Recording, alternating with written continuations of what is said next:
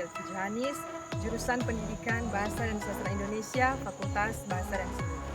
Di sini saya akan membahas skripsi saya yang berjudul Kemampuan Menganalisis Struktur Kebahasaan Teks Berita kelas 8 MTS Plus Tarbiyah Tondano, Kabupaten Minahasa. Di sini saya akan membahas mengenai teks berita.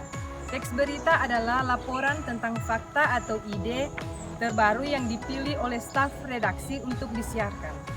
Menganalisis struktur kebahasaan teks berita sangat penting dilakukan karena tercantum dalam kurikulum 2013, yaitu dengan kompetensi dasar menganalisis atau mengidentifikasi struktur kebahasaan teks berita.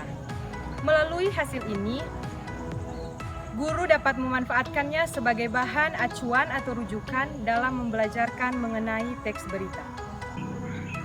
Fokus penelitian pada skripsi ini yaitu kemampuan menganalisis struktur kebahasaan teks berita siswa kelas 8 MTS Plus Tarbiyah Tondano, Kabupaten Minahasa.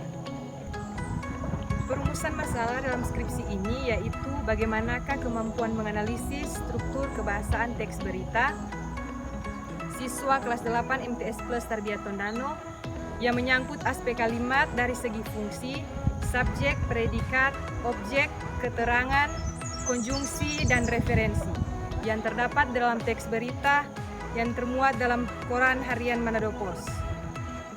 Pengumpulan data, teknik yang digunakan adalah observasi dan tes. Di sini tesnya berupa membaca sebuah teks berita yang dimuat dalam harian Manado Post, kemudian menentukan subjek, predikat, objek, keterangan, konjungsi, dan referensi. Lokasi penelitian yaitu di MTS Plus Tarbiyah Tondano. Dari hasil penelitian, dijelaskan bahwa siswa kelas 8 MTS Plus Tarbiyah Tondano tergolong kurang mampu dalam menganalisis struktur kebahasaan teks berita karena nilai rata-rata yang diperoleh adalah 57% dari ketiga aspek yang dinilai. Kemampuan siswa dalam menganalisis unsur-unsur kalimat SPOK, nilai rata-rata yang diperoleh 63%. Kemampuan siswa dalam menganalisis konjungsi, nilai rata-rata yang diperoleh 66%. Dan kemampuan siswa dalam menganalisis aspek referensi dengan nilai rata-rata yang diperoleh 75%.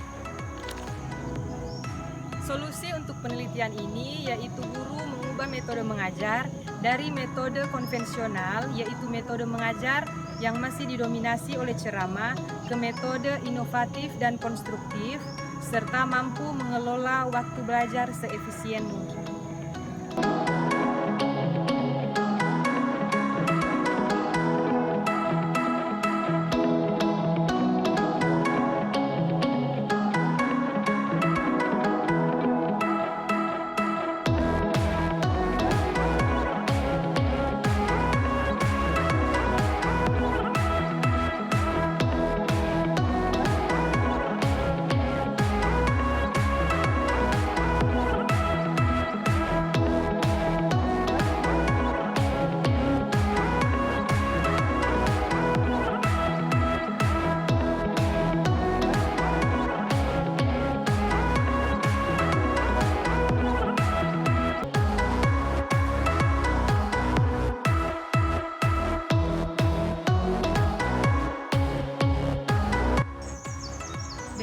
Pembahasan skripsi saya. Semoga hasil pembahasan skripsi saya dapat dimengerti dan bermanfaat untuk pembelajaran di sekolah.